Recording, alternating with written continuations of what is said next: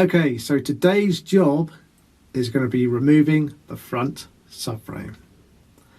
Now the reason I'm going to do this is because I want to do some repairs to the metal around the subframe, and also I think the subframe's incorrect, and I'm saying that because it had nuts welded on top of where the holes for the lower engine mounts are, or the gearbox mounts are, I think you'd probably call them, which suggested that the subframe is actually for an automatic car. So I do actually have available another front subframe, so it might be a good opportunity to change this while I'm doing the repairs in the engine bay area. So for me, because I'm going to lower the body right down on the floor and I'm going to have to roll it around, I'm going to have to take the gearbox selector out. So I'm going to undo the boot there and undo the two nuts at the back there, which go onto the rubbers that hold the box underneath. So that's all going to come out. So the next bit I'm going to undo, well, I have already undone, is these two big nuts down there.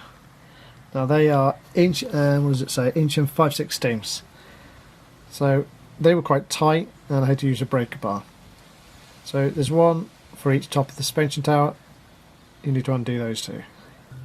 So at the front wheels, I've loosely put the top ball joint back on.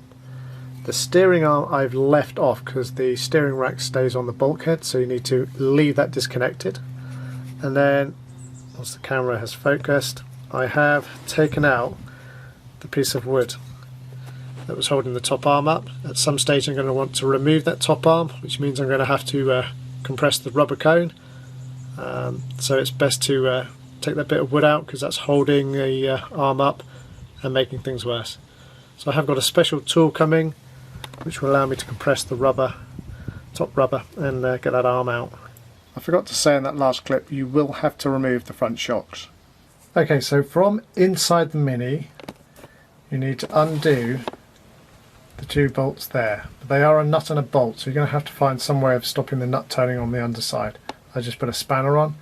Same with the other side, over there. Focus camera, thank you. I've left one done up at the moment, and I've supported the back end of the subframe with the jack. I've still got the two bolts that hold it on the front. Okay, so the last two I need to remove are in this front panel under the bumper. And I've done this one, and I just need to do this one. Unfortunately, if I zoom in, you'll be able to see it's not really lined up very nicely, so I'm going to have to push the subframe up just to get a socket on that. Okay, so the subframe is now lowered down onto the floor, but I have forgotten to do something, and that is the 12-volt power cable. There's two clips that I'm going to have to undo to remove that. So I'll get those undone or cut them off, and then I'll have to work out how to get the car over the subframe. Okay, sometimes it's not best to explain exactly how you've done something, just to say that you have done it. So there is the subframe out of the Mini. It has nothing to do with this silver line 6-way pulley. But it's done, it's out. Okay, so that is the front subframe removed. Wasn't too hard. The hardest bit was getting the body up high enough to get the subframe out from underneath. To help me do that, I got one of these. It's a silver line 6-way pulley system, and if you can believe it, this thing is meant to be able to take 180 kilograms. I actually bought it just in case I couldn't get an engine hoist, because the engine and gearbox is meant to be 150 kilograms. As it turned out, I didn't need it because I managed to get a hoist, but it worked really well to lift the body up. I don't think I'd want to rely on that to lift 180 kilograms. That's more than double me, but it worked in my case.